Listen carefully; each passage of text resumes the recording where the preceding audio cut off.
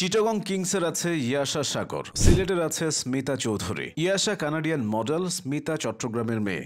BPL এর উত্তাপ বাড়িয়ে দেওয়া দুই লেডি হোস্ট সম্পর্কে জেনে নিন। শুরুতে ইয়াশা সাগর। উপস্থাপনা হলো ইয়াশা সাগরের অনেকগুলো পরিচয়ের মধ্যে একটি। তিনি একাধারে একজন ফিটনেস ইনফ্লুয়েন্সার, মডেল এবং অভিনেত্রী। অ্যারন ফিঞ্চ, যুবরাজ সিংদের মতো ক্রিকেটারদের ইন্টারভিউ নেওয়ার অভিজ্ঞতা আছে তার। ইয়াশার জন্ম ভারতের পাঞ্জাবের লুধিয়ানাতে। স্থানীয় কলেজে পড়াশোনা শেষে তিনি কানাডা যান উচ্চশিক্ষার জন্য। কলেজে পড়ার সময় তিনি রেস্টুরেন্টে কাজ করতেন। কানাডা থেকে ফিরে 2018 সাল থেকে তিনি একের পর এক মিউজিক ভিডিওতে কাজ করেছেন। ফাইভ বয়, গাল দিল দি, আইন চল দে সহ বেশ কিছু মিউজিক ভিডিওতে কাজ করে তিনি পাঞ্জাবি ফিল্ম ইন্ডাস্ট্রিতে নাম লেখান। ইয়ারান দ্য রুতবা সিনেমায় ইয়াশাকে দেখা গেছে। ভারতে বেড়ে ওঠায় ক্রিকেট নিয়ে আগে থেকে ইয়াশার জানাশোনা ছিল, তবে ক্রিকেটের সঙ্গে তার সখ্যতা তৈরি হয়েছে কানাডা থেকেই। 2023 সালে কানাডায় চলছিল গ্লোবাল টি20 কানাডা টুর্নামেন্ট। এখানে হোস্ট হিসেবে কাজ করেই তিনি সবার নজরে আসেন। এসবের পাশাপাশি বিভিন্ন ফিটনেস ব্র্যান্ডের সঙ্গে ইয়াশা সাগর পার্টনারশিপে কাজ করছেন। এদিকে স্মিতা চৌধুরী বন্দরনগরী চট্টগ্রামের মেয়ে। বাবা মায়ের দুই সন্তানের মধ্যে স্মিতা বড়। তার বাবা নিহার চৌধুরী জীবন বীমা কর্পোরেশনের ব্যবস্থাপক হিসেবে চাকরি থেকে অবসর গ্রহণ করেছেন।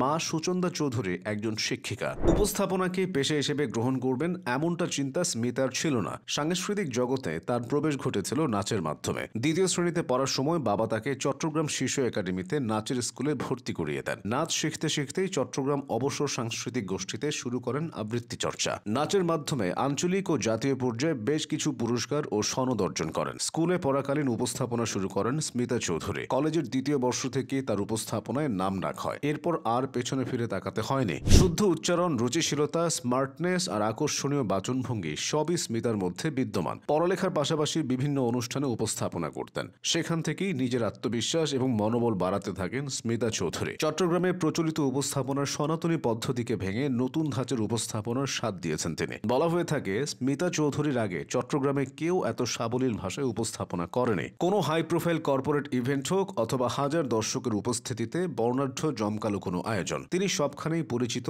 ও নির্ভরযোগ্য নাম হয়ে উঠেছেন। বর্তমানে অনেকেই স্মিতাকে নিজেদের অনুপ্রেরণা ভাবছেন এবং এই পেশায় নিজেদেরকে নিয়ে আসছেন। উপস্থাপনায় স্মিতা চৌধুরী একটা ব্র্যান্ডে পরিণত হয়েছেন, এ কথা না বললেও চলে। স্মিতা চৌধুরী এ যাবৎ 500-ও বেশি বড় ইভেন্ট উপস্থাপনা করেছেন। এর মধ্যে উল্লেখযোগ্য শো এর মধ্যে রয়েছে রেডিসন ব্লোর grand wedding expo, international steel conference, প্রথম আলোর বর্ণ, mister and miss hammer strength, lotto launching event এবং কেডিএস গ্রুপ কর্পোরেট ইভেন্ট।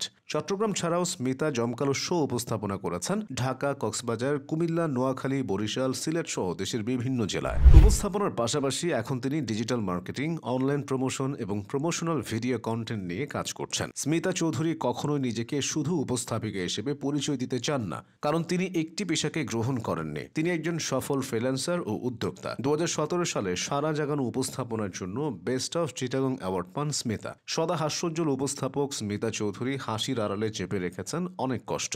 3.5 বছরের ভালোবাসার সম্পর্ক শেষ হয়ে যাওয়ার কষ্ট নিয়েও তিনি উপস্থাপনা চালিয়ে যাচ্ছেন। স্মিতার উপস্থাপনা দেখে অনেক পরিচালক তাকে সিনেমা ও নাটকে অভিনয়ের প্রস্তাবও দিয়েছে, কিন্তু তিনি প্রস্তাবগুলো ফিরিয়ে দিয়েছেন। আপাতত নিজের উপস্থাপনা নিয়েই ভাবছেন তিনি। এসব কারণেই উপস্থাপনার জগতে স্মিতা চৌধুরী এতটা অপ্রতিরোধ্য। আসন্ন বিপিএলে ক্রিকেটারদের পাশাপাশি স্মিতা আর ইয়াশার দিকেও দর্শকের নজর থাকবে।